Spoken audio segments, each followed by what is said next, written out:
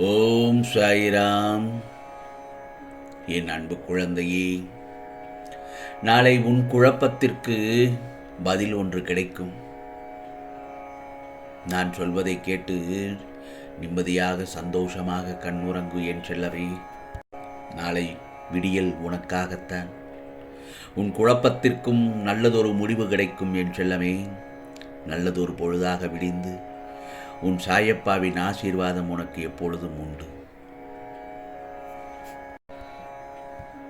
இதோ என் செல்ல பிள்ளையின் கோரிக்கைகளை என் செவிகளின் வழியாக கேட்டுக்கொண்டுதானே இருக்கிறேன். உன் சாயப்பா உனக்காக அவதரித்தவன் நான் தானே. உன்னை அழகுபடுத்தி வாழ்க்கை என்னும் புத்தகத்தில் நுழைத்து அதை பக்குவமாக கையாள வைத்திருக்கிறேன். காயங்கள் இல்லாமலும் வலிகள் இல்லாமலும் வாழ்க்கையை கையாள முடியுமா? பொறுமை மற்றும் சகிப்புத்தன்மை வேண்டும். அகங்காரம், அகந்தை இவைகளை தவிர்க்க வேண்டும். பிறகு எல்லாம் உன்னால் முடியும் என்ற நம்பிக்கை வேண்டும். நான் சொல்வதை கவனமாக கேள் என் செல்லமே. வாழ்க்கை சக்கரத்தில் அனைத்தையும் எதிர்த்து சந்திக்க தயாராக இருப்பாய். வாழ்க்கையில் வருவது அத்தனையும் நிரந்தரம் இல்லை, அனைத்து மாயை என்பதையும் உணரச் செய்வேன். ஒரு நாள் உனக்கு, இன்னொரு நாள் வேறு ஒருவருக்கு. ஆகையால் கவலைப்படாமலும் மகிழ்ச்சியோடும் இருக்க கற்றுக்கொள், பழகிக்கொள். உனக்கான கோரிக்கைகள் எதுவாக இருந்தாலும் அதை கண்டிப்பாக நிறைவேற்றித் தருவேன் உன் சாயப்பா. கர்ம வினைகள் உன்னை விட்டு விலகப் போகிறது, சந்தோஷம்தானே? கடன் தொல்லைகள் விலகும், சந்தோஷம்தானே? வர வேண்டியது வந்து சேரும், மகிழ்ச்சிதானே? எதற்கெல்லாம் காத்திருந்தாயோ அது நிறைவேறும். நீ விரும்பிய வாழ்க்கை, விரும்பிய வேலை, இவை அத்தனையும் இந்த சாயப்பாவின் ஆசீர்வாதத்தோடு உனக்கு கிடைக்கப் போகிறது. நாளைய பொழுது உனக்கான பொழுதாகத்தான் விடியப் போகிறது. இனி நீ கொடிகட்டி பறக்கப் போகிறாய். கஷ்டப்படுகிறேன், என்னிடம் எதுவும் இல்லை, எப்படி தருவேன், எதற்காக தர வேண்டும், எதற்காக செய்ய வேண்டும், இப்படி பேசுவதை இன்றோடு தவிர்த்துவிடு, நிறுத்திவிடு. என் செல்லமே, நான் இருக்கும்போது கடுகளவும் கலங்காதே. உன்னை எவரிடத்திலும் விட்டுக் கொடுக்க மாட்டேன். எந்த நேரத்திலும் உன் சாயப்பா கைவிட மாட்டேன்.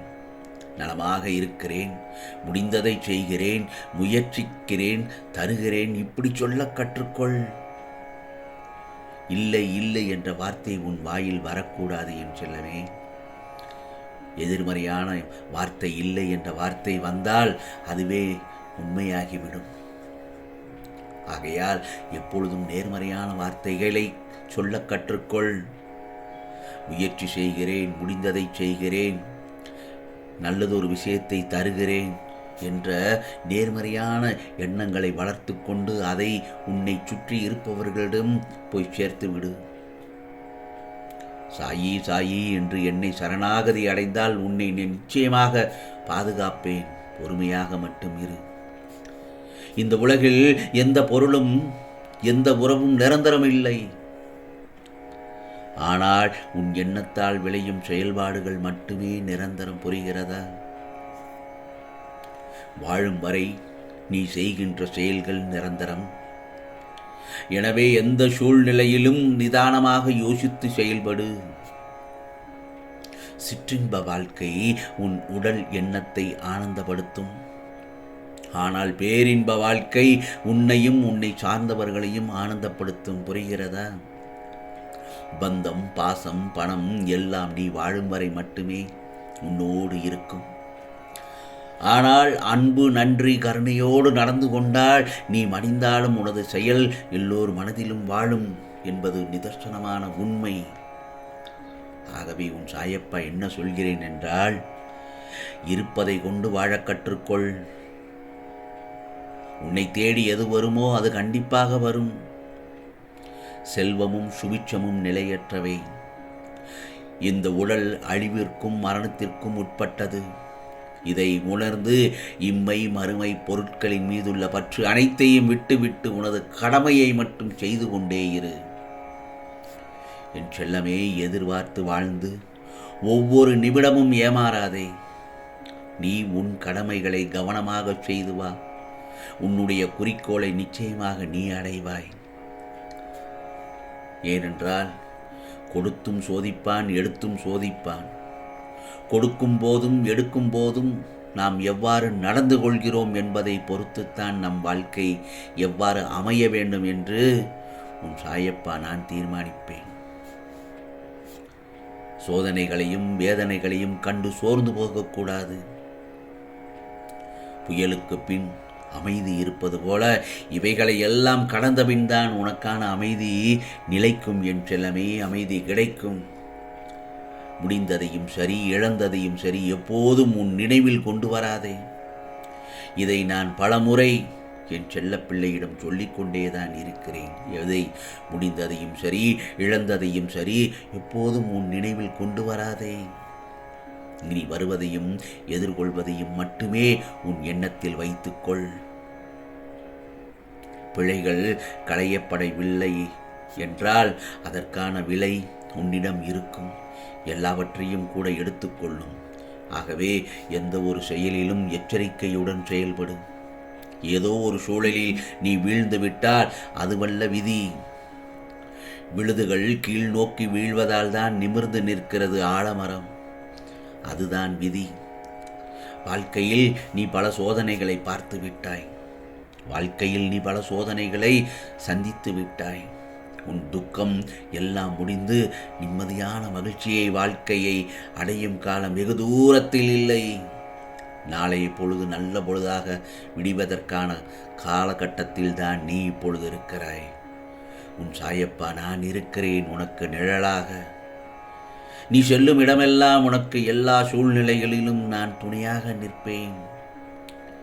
உன் சாயப்பா வார்த்தைகள் மீது நம்பிக்கை வைத்து செயல்படு. நிச்சயமாக நல்லது நடக்கும். நல்லது மட்டும்தான் நடக்கும் என்ற நம்பிக்கை வேண்டும். என்னுடைய தாரக மந்திரத்தை உபயோகித்துக் கொண்டே இரு.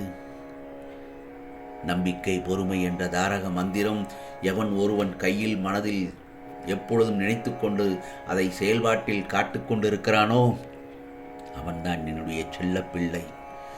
அவனுக்கு என்னுடைய முழு ஆசீர்வாதமும் எப்பொழுதும் உண்டு.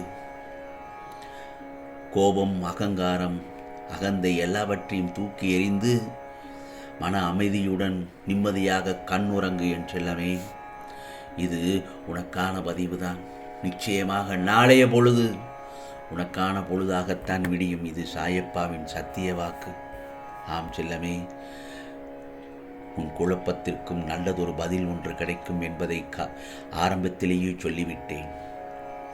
ஓம் ஸ்ரீ சாயிநாதாய நமக என்று சொல்லிக் கொண்டே கண்ணுறங்கு. உனக்கான பதிவுதான். நிச்சயமாக நல்லதே நடக்கும், நல்லதே நடக்கும். ஓம் சாயிராம், ஓம் சாயிராம். ராம்ஜி அருள் கிடைக்கட்டும்.